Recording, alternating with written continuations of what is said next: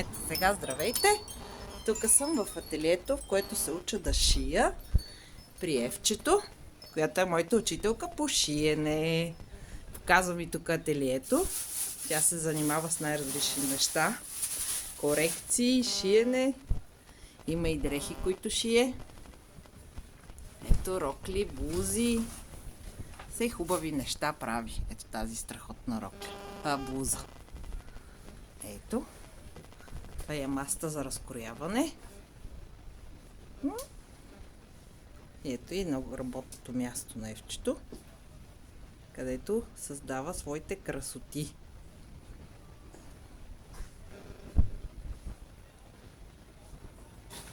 Това са и на различни машини, на които още не им знам имената. Ето ти има тук една хубава рокля с паети, още една рокля, едно комплектче с панталони и блуза. И това е тук моето работно място с машината на дядо. Точно срещу Евчето. Ако сбъркам нещо, да ми показва какво да правя. Ще бие през ръцете.